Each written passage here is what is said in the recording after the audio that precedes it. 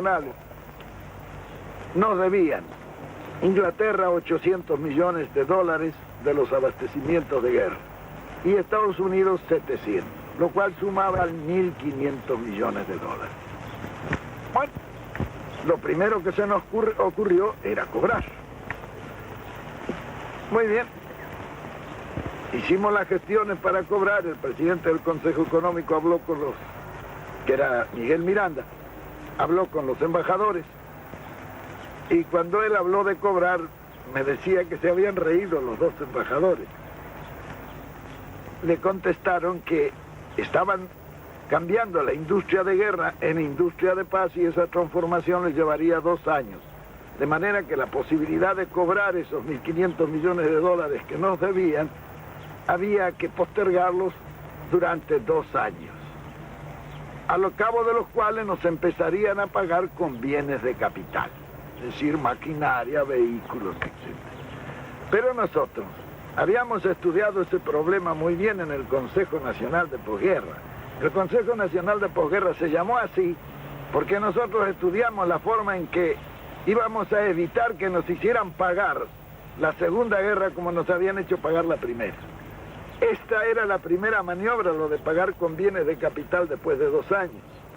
Porque la guerra en realidad es un acto de locura colectiva. Es como un individuo que en su casa se vuelve loco y empieza a romper todas las arañas y todo lo que tiene. Cuando pasa el ataque, viene la parte dura, que es volver a poner la casa, ¿no? Bueno, en la guerra pasada exactamente lo mismo. Había terminado la guerra y había que pagarla. Y esta era la parte dura. Ahora, la guerra tiene la ventaja de que los que han roto sus cosas durante la guerra tienen la ventaja de pagarlas. En primer lugar, desvalorizando las monedas. Así las deudas que tienen pierden una gran parte de su importancia. Yo recuerdo que Inglaterra en el año 48, por decreto, bajó el 30% el valor de la libra. Comenzaban a pagar la guerra. Pero cuando las monedas caen, cuando las monedas bajan en su valor, los bienes de capital suben en forma inversamente proporcional. De manera que en esa revalorización de manufacturas es con lo que nos iban a pagar en bienes de capital. En consecuencia nos robaban con la moneda y nos robaban con los precios y al final nos pagarían el 15 o el 20% del total de la deuda. Claro, como veíamos claro eso porque lo habíamos estudiado, llamamos a los embajadores y dijimos, no señores, esto no puede ser así. Nosotros tenemos una deuda de 3.500 millones de dólares que queremos repatriar, entonces comiencen ustedes por rebajarnos de esa deuda los 1.500 que nos deben. Esto dicho así en conjunto, claro, esto eran gestiones individuales con los embajadores. Lo curioso era que no querían cobrar. Claro, no se querían perder el negocio. Esa es una cosa natural. Bueno, al final se les dijo, bueno señores, si ustedes no quieren cobrar, allá ustedes. Nosotros ya lo descontamos y lo damos por pago. Si ustedes no lo quieren cobrar, ya es cuestión de ustedes. Bueno, al final cobraron. Nosotros ya bajamos la deuda externa que nos llevaba 600 millones de dólares, bajamos a casi la mitad. Y en consecuencia la amortización e intereses bajó en una proporción semejante.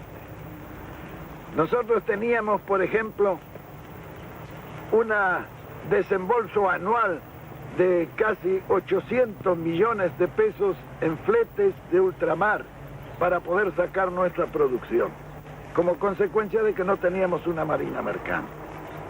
Entonces, yo hablé inmediatamente con Alberto Odero, que era el mejor armador que ha habido en la República Argentina, y le dije, vea, don Alberto, hay que hacer este asunto porque estos 800 millones de pesos deben quedar en la Argentina si transportamos en barcos argentinos.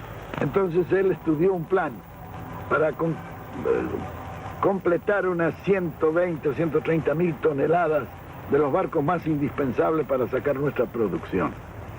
Nosotros vendíamos la carne a $250 la tonelada, cuando en Chicago valía $750 la tonelada.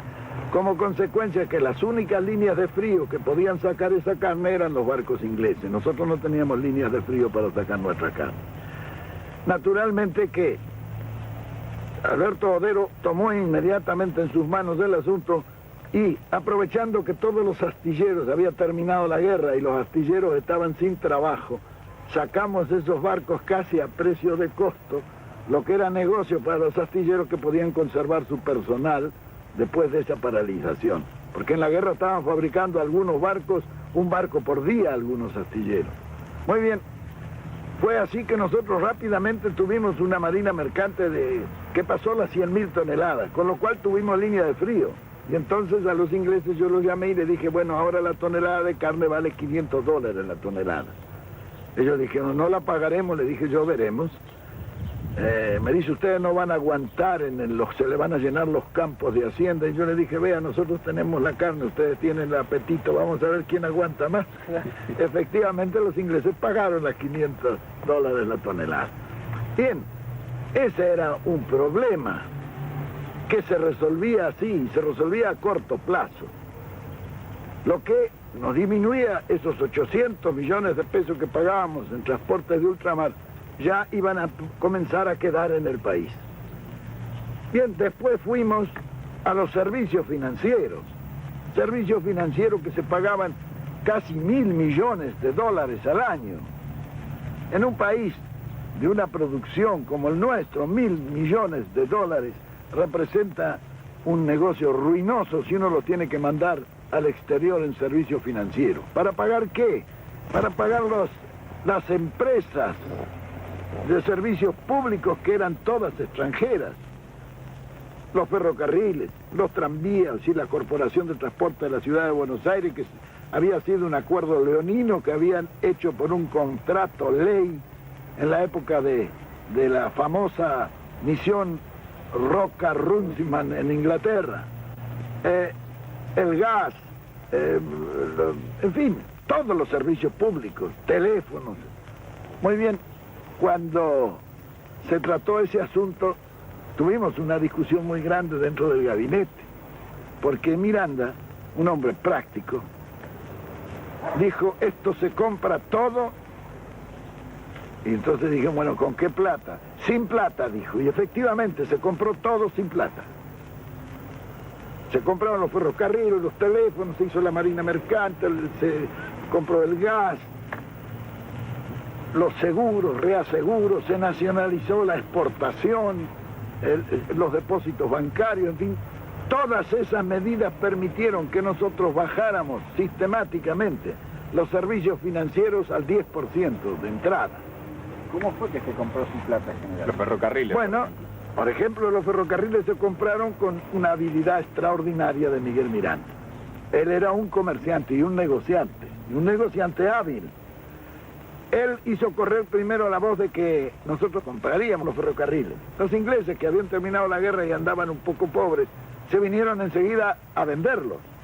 Cuando llegaron, Miranda le dijo, no, nosotros no hemos dicho nada, dicho eso es una cosa, bueno, pero si ustedes los vendieran y nosotros los compraríamos, ¿cuál sería el precio?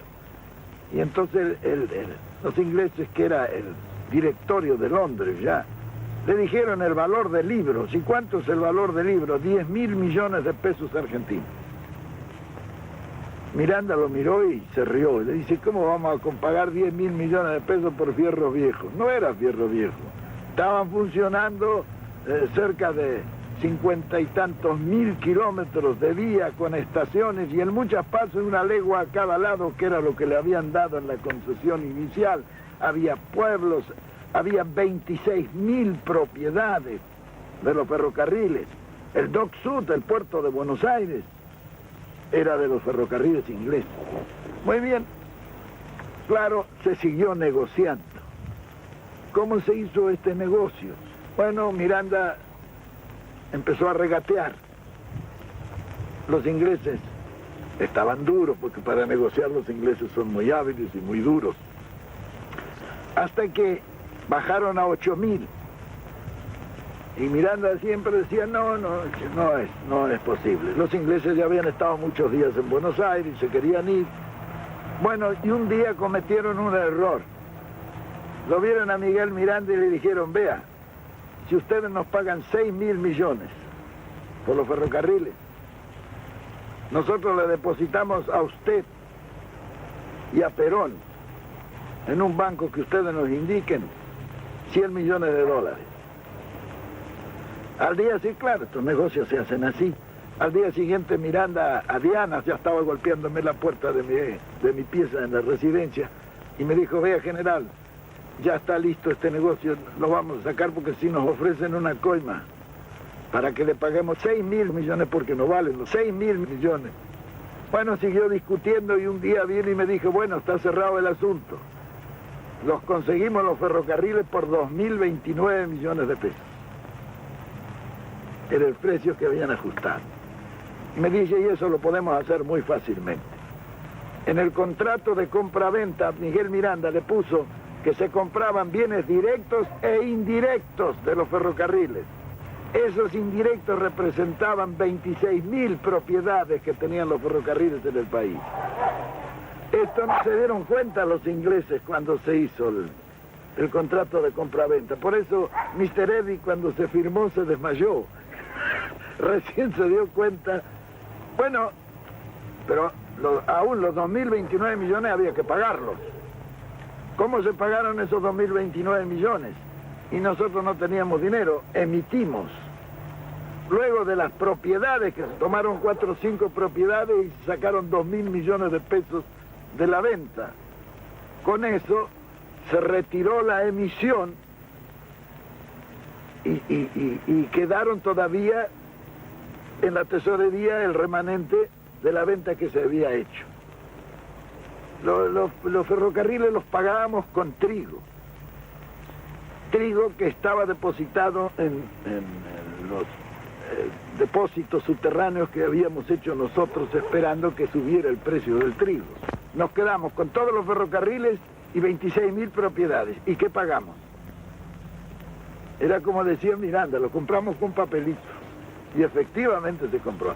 Todo lo demás se hizo en forma similar, es decir, un buen negociante que, aprovechando el Estado, hizo buenos negocios. Por eso los ingleses no nos han perdonado nunca. Nos reíamos un día porque cuando fue el ministro de Agricultura me preguntaron a mí cuál era mi ascendencia por la forma en que habíamos negociado. Y yo le dije, vea, mi bisabuela era escocesa. Ah, dijeron los ingleses. Claro que organizada la finanza y la economía interna fue posible también desarrollar todos los demás aspectos. El campo no fue abandonado como algunos.